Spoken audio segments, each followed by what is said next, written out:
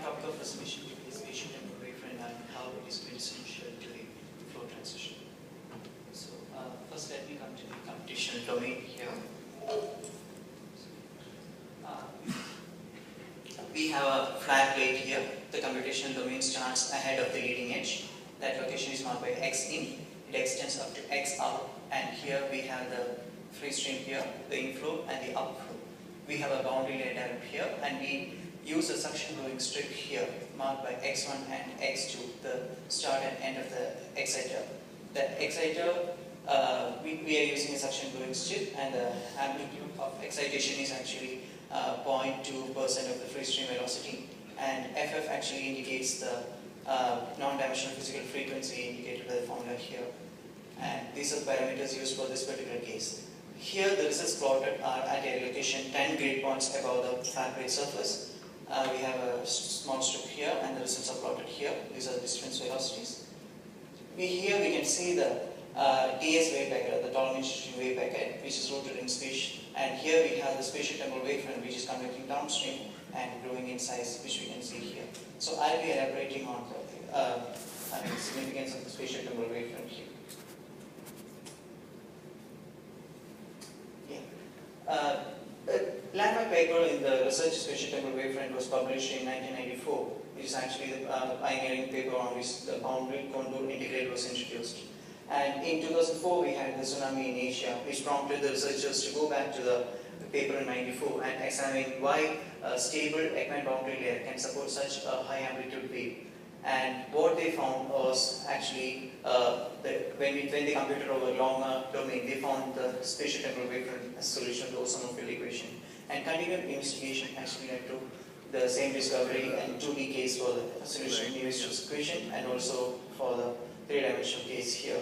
And then the natural question arises why the previous researchers have not really observed it. And that takes us to the paper here. This was a paper presented in 1990 by Faisal Riggs and Conservan, and they presented, and I quote, "However, due to the fact that for the simulations the disturbance are introduced for t greater than 0 into a flow that was prior to that steady and undisturbed, the propagating time period tolerance shifting waves are preceded by a wavefront that is essentially a wave packet. Of course, the nonlinear behavior of the leading wave packet would be very different from that of pure tolerance shifting waves. The more complicated developments in this leading wave packet are not considered here, but will be the subject of another detailed investigation." We strongly believe that the wave packet they observed was the spatio-temporal wavefront, but they failed to investigate it further.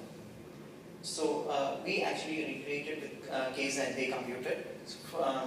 This is another paper that they published in the same year, where they showed the 2D computations. And the domain, these two lines here actually mark the computational domain that was implemented in the paper. And that was very small, and that is marked by here. They started from 0.6839 to 4.062, whereas we compute from minus 0.05, which includes the leading edge, to 120 compared to 4.062. The exciter parameters are the same, and this is what we observe.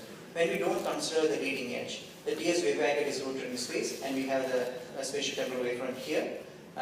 We have computed by both the fourth order accurate method and also the compact scheme.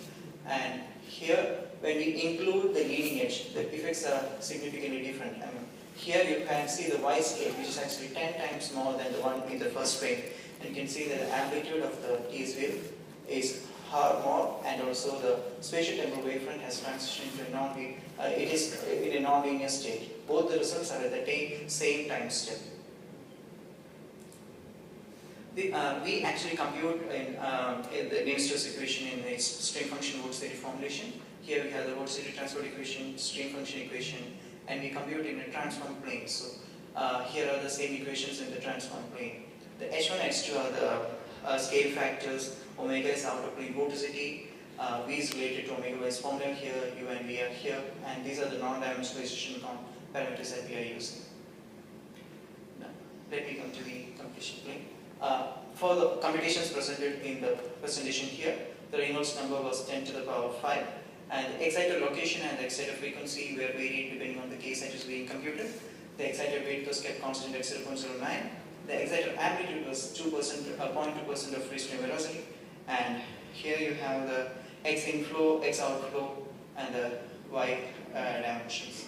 And we classify the solutions that we observed into class A, class B, class C, and class D. Class A is characterized by spatio-temporal wavefronts which actually decrease monotonically and eventually disappear. Class B, the spatio-temporal wavefront, initially shows a growth and then decays completely. In class C, it actually grows, goes into its nonlinear state and actually creates more upstream disturbances. And in class D, that's the only class where the spatio-temporal wavefront interacts with the TS wave packet and they completely destabilize the flow. So now to the results. Here we can see the class A waves here. You have the spatio-temporal wavefront here, is the total mainstream wave packet. You can see that it's continuously decreasing and it will eventually disappear. The computational parameters used are indicated in the corresponding figures. For class B, here the wave packet is actually growing in amplitude, and after a certain initial growth, it will continuously decrease and eventually disappear, just like class A behavior. Now when we come to class C, I had to magnify the scale to accommodate the complete solution. You have the TS wave packet here, is fixed in space. The spatio-temporal wavefront is here, it's slowly growing in amplitude. It will become visible slowly. Yeah, here you can see it. Still it's in linear stage. It will slowly grow and become non-linear, and it shows an exponential growth in this region.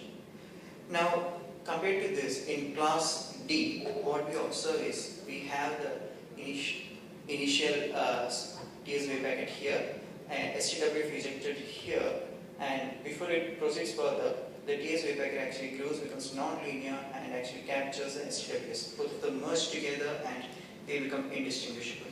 These are the four basic class of solution that we classify based on the observations made. Now, to illustrate the effect of upstream creation of upstream disturbances, we have computed class C again with a higher amplitude for illustration purposes. And here in frame 1 we can see the TS wave and also the spatio-temporal wavefront. And here in frame 2 we can see that the first wave packet has become non-linear and the upstream propagation has caused the secondary wave packet here, which becomes non-linear here, causing a third wave packet. And this process continues, and then it's self-reinforcing and it keeps on generating for the wave packets downstream.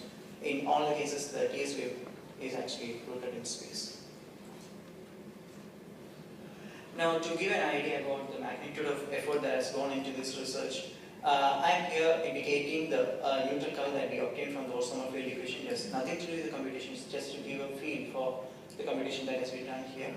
The non-dimensional physical frequency is actually a slope between the RA delta star and beta naught, and it's actually a straight line here. If you can see, for the same frequency, we have varied the excited width and computed different cases and observed the different classes of waves along the line. And we have repeated the calculations for different frequencies and mapped the regions where we get the class A, class B, class C, and class D waves. The computations are still going on, and at present we have not observed any specific pattern for the class A, class B, class C, and class D waves. And to give an idea about the time, one of these cases required 32 processors, and it still takes about 2 weeks on a high-performance computing cluster. So the total effort gone into this research here is over 4 years. But to conclude, linear stability analysis based on spatial amplification theory is not sufficient to capture the dynamics of transition to turbulence, and thus we need spatio-temporal stability analysis. Flow simulation must be run with a larger spatial domain and for a longer period of time to capture the STWF or spatio-temporal wavefront. Spatio-temporal wavefront is classified in 4 classes A, B, C, and D depending on their growth pattern and interaction with TS wave. And spatio-temporal growth in wall-bounded shear layer indicates upstream information propagation as evident from the evolution of secondary STWs upstream of primary disturbance. This demonstrates the self-sustaining nature of STWs.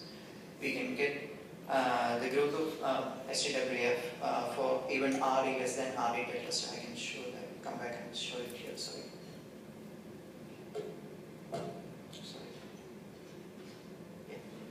Here you can see the RA critical, which is marked by the dotted line here.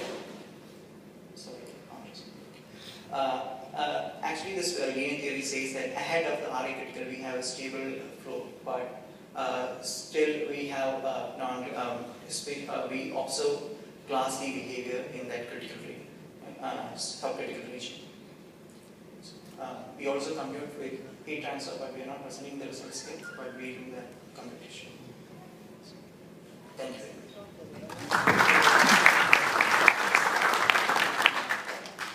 We have time for some questions. My question applies to all the talks also. This problem of monochromatic disturbance turning on times zero. This problem seems quite artificial. Can you cite an application in nature or in machines?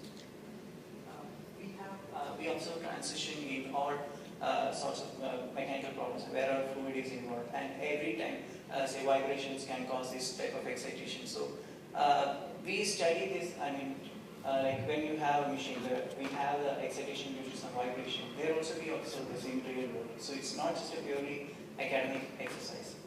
We also observe this for different, in flow with even different pressure gradients. That investigation is still going on. Will you get the same wave packet if you turn off the disturbance suddenly? Pardon? Can you repeat the question? If you were to turn off the driving perturbation suddenly, would you get the same wave packet? As I mentioned earlier, we are still working on all these computations. It's actually not complete. It's a still ongoing research. So, I will answer the problem. To your first question, this was originally experimented by Schumacher and Kapstein in the classical activity. So the challenge still remains to the whole community to reproduce the result. This is the only result. That's number one. Number two is, it's a canonical experiment, right? So canonical flows have to be investigated rather than making it more complex and say that complexity is driving it. It should be very desirable, very deterministic excitation, and as Shavakat pointed out, if you switch it off, transient effect will create additional spatio-temporal waveforms. But they will not be self-sustaining because in nature there are no free lunches.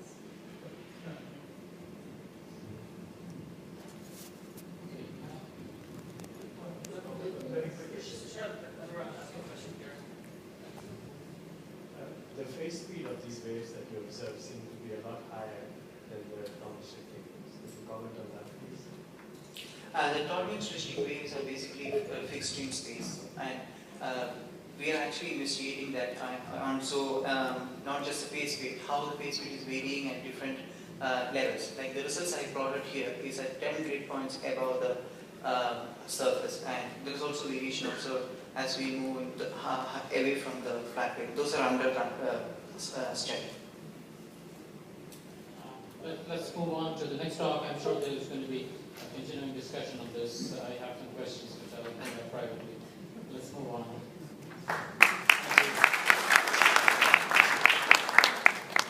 So we have 2 more talks to go before the break for lunch. Thanks for your patience with this marathon of the session.